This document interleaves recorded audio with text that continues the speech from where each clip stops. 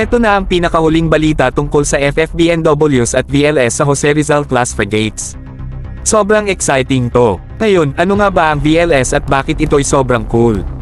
Eto na mga bro, maghawak na kayo sa inyong mga anchor dahil dito na magsisimula ang labanan. Ang vertical launch system ay magdadagdag ng pambihirang kapangyarihan sa ating mga frigates. Parang pagbibigay natin sa mga ito ng upgrade sa armas na siguradong magpapalinggan sa mga matatapang na mandirigma.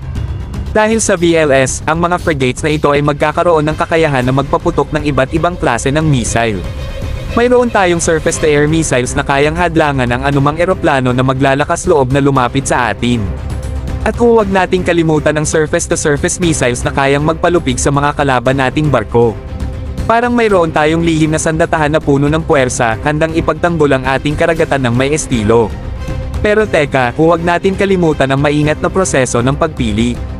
Ang ating mga TWG's letter ay sinusuri ng mabuti ang iba't ibang mga proposisyon at kanilang mga sistema upang makasiguro tayo na pipili tayo ng pinakamahusay at pinakangkop na mga sistema base sa mga itinakdang pamantayan. Lahat ay tungkol sa tamang pagpili para sa ating mga frigates. Detalye at galing, mga bro.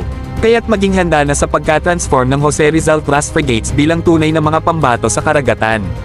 Ang FFBNWs at VLS ang mga upgrade na magpapabago sa pagtingin ng mga kalaban bago nila tayo harapin.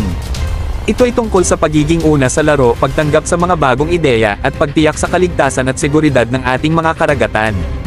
Yan ang balitang bitbit natin para sa ating lahat. Huwag kalimutang i-hit ang like button, mag-subscribe sa ating channel para sa mga sunod pang nakakabighaning updates, at i-comment sa ibaba ang inyong opinyon tungkol sa mga astig na weapon systems na ito.